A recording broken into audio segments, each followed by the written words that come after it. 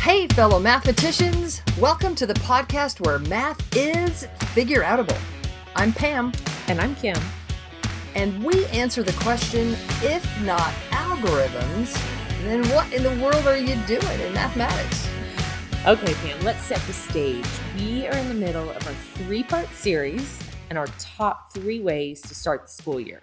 Last week, we talked about helping students feel seen, acknowledged, and valued by learning and using their names. Next week, we're going to talk about the importance of having your beliefs about teaching and learning solidified so that everything that you do fits.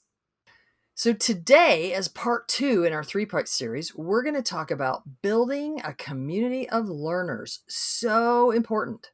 Yeah, I don't know that building community is a brand new idea for a lot of teachers, but I do think that what we're going to hear this year in particular is that teachers are going to have to work extra hard and really maybe don't even know how to build community in this remote setting that we have. To be clear, we don't necessarily mean a bunch of cute getting to know you activities. It's much more about creating a space where individuals feel like they can be heard and their voices meaningful and valuable in the conversation. Yeah, so let's think about the math practice standards for just a second. We want learners to be doing, building, conjecturing, critiquing the reasoning of others, formulating arguments. All of those mathy things can happen more effectively in a community of trust. So we want to build community early so that when we're expecting students to be justifying, critiquing, that they can do it from a place of support, a place where they know that their thinking is valued.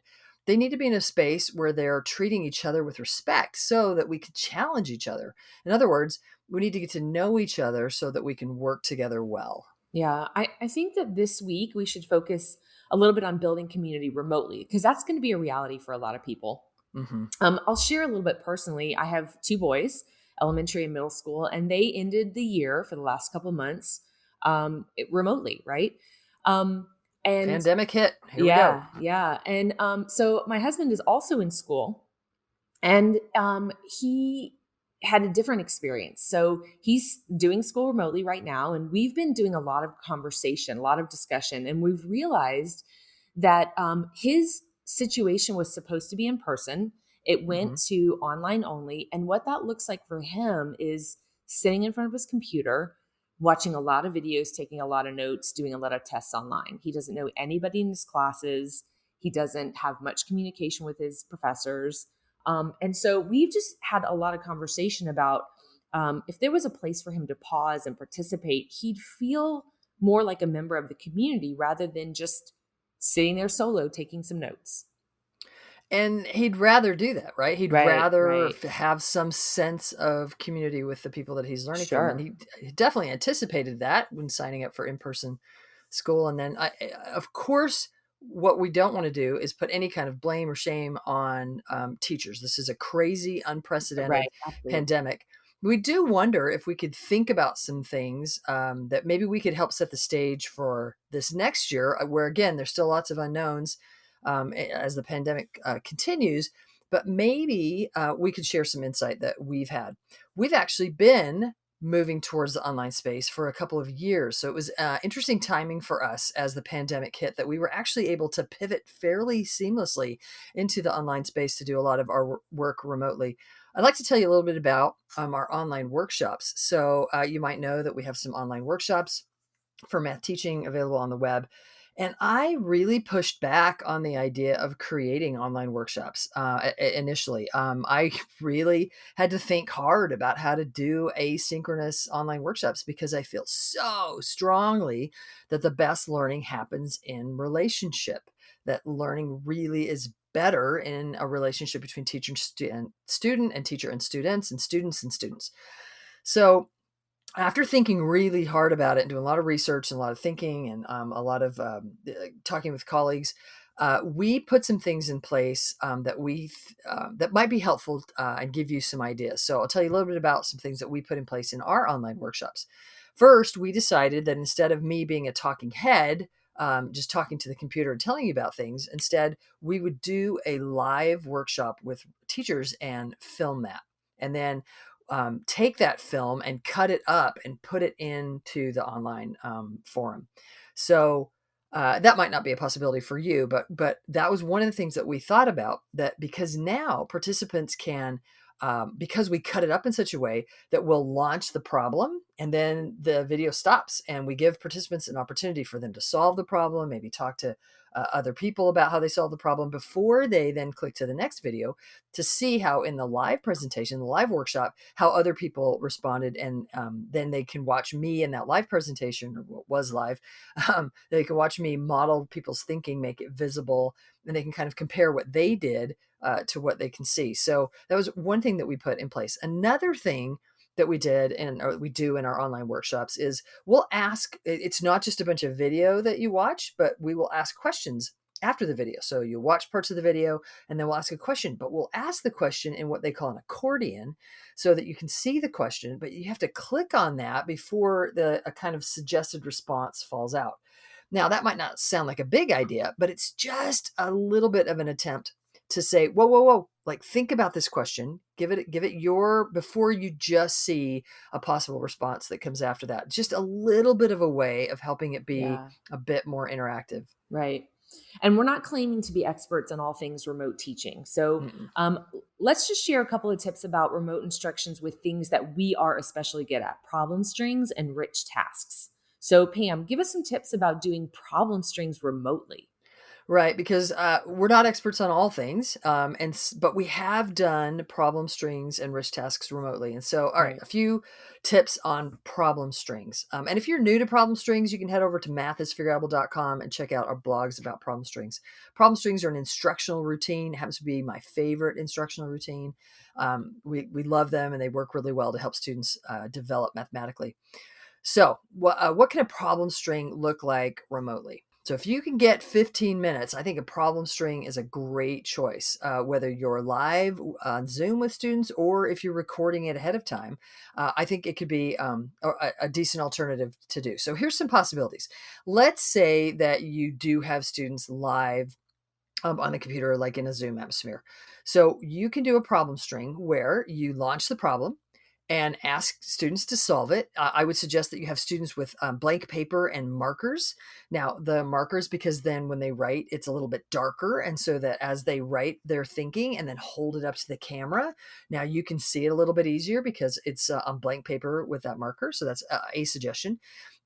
I also suggest that you wait a little longer than you might think. Hmm. We did a lot of online professional learning this summer, and one of the things that we all struggled with a little bit was waiting long enough. We would Hmm. see one or two people look up, and we're kind of in this weird online atmosphere, and so we're almost like panicking a little bit, like, oh, we don't want to make anybody bored. Oh, as soon as we see a couple people look up, then we're like, oh, hey, people are done, I'll call on you. But in reality, a couple of people looked up, right? So we suggest that you actually still use a thumbs up private signal, so that when students look up, they give you a thumbs up signal. Then that helped me go, oh, okay, just because a couple of thumbs are up, I need to make sure that I've got most thumbs up. So we still use that thumbs up private response signal. You might have to have students hold it a little bit higher. Sometimes the thumb gets a little hidden below the camera. Again, you're looking kind of for this signal to say, I've had a chance to answer the question. I'm ready to respond. And then you can call on students whose thumbs are up. Now, typically in a problem string, ideally, if we're in an in-person situation, I get to walk around while students are solving, and I get to look over shoulders or interview students individually. I get to kind of ask them how they're thinking, and then I know who to call on. That is one of the biggest pitfalls or downfalls to the remote thing, like in a Zoom, because I can't look over students' shoulders.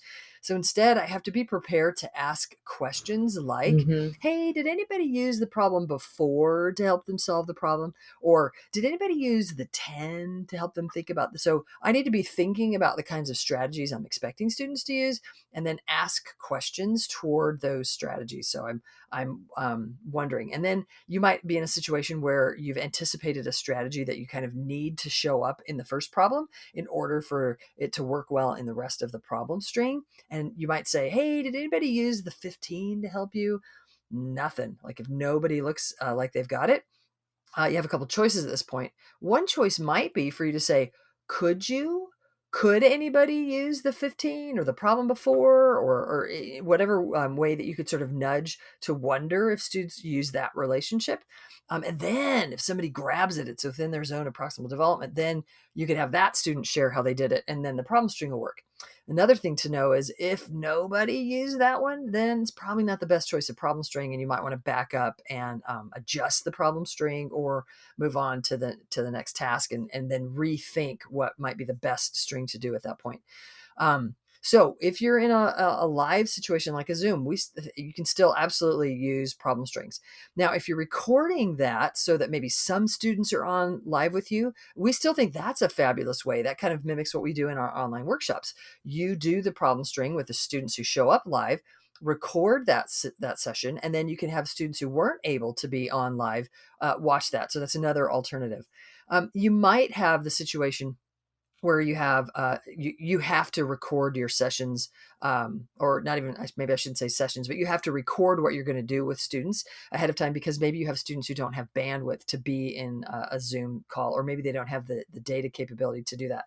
Hopefully we're getting to places where students are having enough internet access so that you can do more live things with them. But let's say that your district has said you must record what your teaching session with students, and then students can watch it whenever they have the ability. We still think problem strings are a fine thing to do. In that case, if you're recording a problem string, it's just you talking to your computer, then you could do things like, okay, guys, here's the first problem. I'm going to launch the first problem. Here it is. Now go ahead and pause the video and solve that problem. And then after you've solved the problem, then go ahead and hit play again, and we'll share some strategies that we usually see students use.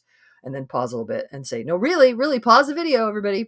Please pause the video. It'll go much better if you've actually solved the problem before you. Okay, I have anticipated that you have paused the video. Here are some strategies that we typically see students at your grade level using to solve this problem. And then you kind of talk through and represent student thinking using some sort of visual model.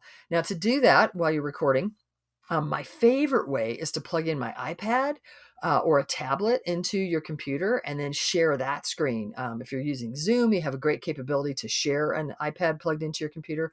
It's pretty easy to do. If you want more information on that, we'll put a link in the show notes to how to do that. That's on the blog. We talk about how to plug that iPad in, and then you can sort of write on it live and share that screen. But some low tech alternatives, you can just have a whiteboard that you hold up, and you just hold it up in front of your camera and you can write on it. Even lower tech, you can have a blank piece of paper and a marker, and you can write on that. That's my least favorite. It works fine until you need to erase. Some problem strings are better. You represent student thinking, and then you actually want to erase some of the marks to kind of keep things clean enough that students can use what has been done before in the problem string without maybe all of the marks on there. So that's my least favorite way to do it, but some problem strings work just fine that way. So there's some alternatives for you to use problem strings or series of problems that are constructed in certain orders to help students create relationships. To use those problem strings, whether you are live with students, or whether you're live with some students recording, or whether you need to record and then just let students watch those recordings on their own time. All right, so that's a little bit about how to do problem strings. Kim, what about rich tasks? Tell us what you're thinking that teachers, how could they use rich tasks in an online environment? Right. So a rich task to us is a little bit of an investigation where you launch a problem or scenario, give kids time to work on the problem either in pairs or groups. You circulate, have conversation with kids, and then come back together often to have some sort of congress or debrief where students share their thinking and their work to further move the entire class forward. So I think Yeah, even with love some them. rich, Those are some of our yeah, favorites. yeah. Yeah. So even with a rich task, I think there's some ways to involve students and have some options remotely. If it were me, I think I'd be really careful about which times I thought it was important to have kids right in front of me. And I don't think that that's necessarily every single piece of it. So I think that it's possible to pre-record the launch of the investigation where I tell the story, I show the pictures or the objects, give students a real sense of what's happening, and then set them off to work. I think that can be done asynchronously in some situations. Mhm. Kids just watch a video of me having that conversation. Then I think I would schedule some 10 to 15 minute time with small groups on Zoom. Then We can have conversation. I can answer some questions. I can get a sense of what the kids are doing and pose questions along the way. I can even leave them continuing the work and ask them to submit their work by holding it up to the camera while I take a picture, or they can take a picture and email it to me. We could put it all in a shared Google Doc, some way to submit the finished work to the entire group. Mhm. That way, I have a chance to view all the students' work ahead of time and carefully choose which pieces of work to share the next day, right? In a rich task, it's not every person share. I'm Mhm. specifically choosing work that we're going to talk about the next day. That moves the math forward. Right. Even if I were in a classroom, I often try to schedule that congress or that conversation the next day so that I have time to really evaluate the pieces of work. So that's going to be really no different than in this remote setting. So they could submit the work in whichever way works for us. I pull up the work the second day, and then whoever can join, right? As many kids that can join in that Congress, I'd pull up the work and I'd have students share their thinking. And then, really importantly, there'd be an opportunity for students to comment on each other's work, to ask questions, to respond. Um, the task may take 2 days, but I really feel like it's going to be based on meaningful discussion, like if we were together. If you Mhm. are a kid who cannot participate in that conversation, there might be a way for them to submit questions to each other to continue the conversation further. Students can still feel like they're in a community of learners and sharing ideas rather than watching single video and doing all their work alone. Which is so important to building that community, that math community Right. where we are working and learning together, because we want communities of learners where the learning happens as we work together, talk together, really Right. build shared understanding. Okay, so that wraps up part 2 of our 3-part series on our top 3 ways to start the school year. Today, we talked about how we can use important lesson types, even if we're teaching remotely, to build a community of learners. Last week, we talked about helping students feel seen, acknowledged, and valued by learning and using their names. Next week, we'll end our 3-part series by talking about the importance of having your beliefs about teaching and learning solidified so that everything you do and say fit together. If you want to hear more from Pam, check out her blog on the website, mathisfigureoutable.com. As always, join us on Wednesdays on your favorite social media for Math Strat Chat. And if you like the podcast and give us a review, that would be outstanding. So, if you're interested to learn more math and you want to help students develop as mathematicians, then the Math is Figureoutable podcast is for you, because math is figureoutable.